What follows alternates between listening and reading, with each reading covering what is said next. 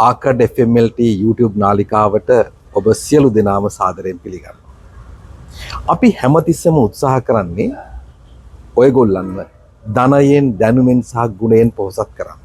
ඉතින් අදත් අපි කල්පනා කළා සුපුරුදු පරිදිම ඔබගේ වත්කම් වැඩි කරගන්න, ඔබගේ ආදායම් වැඩි කරගන්න, ඔබේ ධනය වැඩි කරගන්න උදව් වෙන තවත් වීඩියෝවක් කරන්න. මම දන්නවා අපේ බොහෝ අය ව්‍යාපාරවල නිරත වෙලා ඉන්නවා. ව්‍යාපාරයේ භාණ්ඩ අරගෙන විකුණනවා.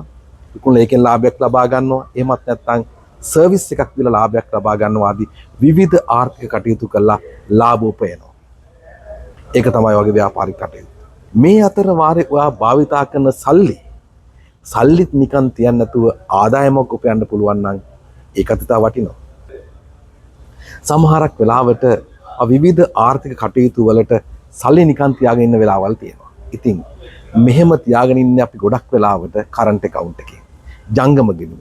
ව්‍යාපාරිකයෝ ගොඩක් කට්ටිය ජංගම ගිණුම් භාවිතා කරනවා. ජංගම ගිණුම් වල කරන්ට් account වල ලක්ෂ ගණන් මිලියන ගණන් නිකන් සල්ලි තියෙන වෙලාවල් තියෙනවා. ජංගම ගිණුම සල්ලි තියාගත්තට සතයක්වත් පොලිය ලැබෙන්නේ නැහැ. ඉතින් අපි අද ඔයාට කියලා දෙන්න යන්නේ අපි අත්දැකීමෙන් දන්න, අපි ඒවා ටෙස්ට් කරලා තියෙන, ඒවගේ ප්‍රතිඵල අරන් තියන අය විදිහට අන්නේ ජංගම ගිණුමේ බැලන්ස් එකටත් පොලිය හොයාගන්නේ කොහොමද කියන කාරණේ.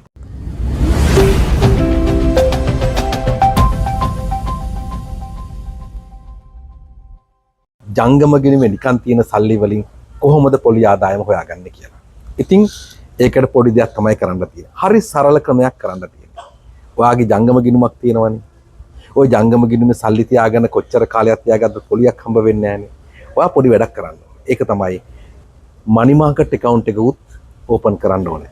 මනි මාකට් account එක ගැන විස්තරාත්මක වීඩියෝවක් අපි කරලා තියෙනවා. ඊට පස්සේ ඒකෙන් අහපු ප්‍රශ්න වලට අපි උත්තර ඇති වීඩියෝකුත් කරලා තියෙනවා. ඉතින් මනි මාකට් account එක ගැන මොකක්ද කියලා දන්නේ නැත්නම් මේ තිරේ දිස්සන මනි මාකට් account එකේ වීඩියෝ හොඳට බලන්න. ජංගම ගිණුමක් විවෘත කරගන්න. ඒ එක්කලම වගේ මනි මාකට් account එකකුත් විවෘත කරගන්න. මනි මාකට් account එකක් විවෘත කරන්න ගියාට පස්සේ මං හිතනවා වඩාත්ම හොඳයි කොන්දේසි අඩු සහනදායි කොන්දේසි තියෙන බැංකුවක මේක විවෘත කරගත්තා නම් හොඳයි කියලා.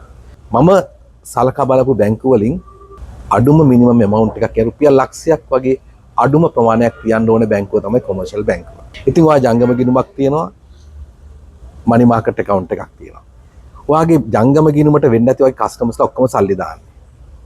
කලෙක්ෂන් account එකේ ඒක වෙන්නේ නැති. ඊට අමතරව ඔයා ජංගම ගිණුමක් තියාගෙන පෞද්ගලික පුද්ගලෙක් වෙන්න පුළුවන්. ඉතින් දිනපතා ගනුදෙනු කරනවා වෙන්න පුළුවන්. ඉතින් ඔයාට තියෙන හැමදාම හවසට ජංගම ගිණුමේ තියෙන සල්ලි ටික මනි මාකට් account එකට ට්‍රාන්ස්ෆර් කරන්න. ජංගම ගිණුමේ අවශේෂයක් තියන්න ඕනේ. ඒ ටික තියලා ඉතුරු ටික මනි මාකට් account එකට ට්‍රාන්ස්ෆර් කරන එක තමයි කරන්න ඕනේ. ඔයා කල්පනා කරයි මේක හැමදාම කරගෙන යන්නේ කොහොමද කියලා. ඔව්. හැමදාම ඔයා මැනුවලි කරගෙන යනවා නම් මේක ඇත්තටම එපා වෙනවා. කරන්න බැරි වැඩක්. හැබැයි ඒකට බැංකුවල තියෙන ෆැසිලිටි එකක්. මොකද්ද ෆැසිලිටි එක? ඒකට කියන්නේ sweeping and funding facility කියලා. sweeping facility කියලා කියනවා සමහරක් වෙලාවට. ඒ වගේ බැංකුවට කතා කරලා කියන මට මේ accounts එකට sweeping facility එකක් අවශ්‍යයි කියලා. එතකොට බැංකුවේ පොඩි ෆෝම් එකක් තියෙන එක පුරවලා දුන්නාට පස්සේ ඒ පහසුකම ලබා ගන්න පුළුවන්. ඒකෙන් කරන්නේ මේකයි. සරල දෙයක් තමයි කරන්න තියෙන්නේ. ඔයා ඒ facility එක දුන්නාට පස්සේ හැමදාම හවසට ජංගම ගිණුමේ අවමශේෂය තියාගෙන ඉතුරු ඔක්කොම මාරු කරනවා මනි මාකට් account එකට. මනි මාකට් account එක කියන්නේ පොලිය ලැබෙන account එකක්. ඉතිරි කිරීමේ ගිණුමට වඩා වැඩි පොලියක් ඒක දෙනවා. සාමාන්‍ය සිට 6ක් 7ක් විතර ලැබෙන අවස්ථා තියෙනවා. ඉතින් හැමදාම ජංගම ගිණුමේ අවමශේෂය තියාගෙන හවසට අර ඉතුරු ශේෂය ඔක්කොම ටික යනවා මනි මාකට් account එකට. ඒක තමයි මේ කරන්නේ. ඒකෝන මනි මාකට් account එකට දිනපතා පොලිය ගණනය කරලා සිට 6ක් හරි 7ක් හරි දිනපතා පොලිය ගණනය කරලා මාසයේ අන්තිමට වගේ මනි මාකට් account එකට පොලිය දානවා. ඒක තමයි මේ ක්‍රමය. ඔයාලට තව ප්‍රශ්නයක් වෙන්න පුළුවන්. ආයේ පහුවදාට චෙක් එකක් ආවොත් ඒක මොකද කරන්නේ?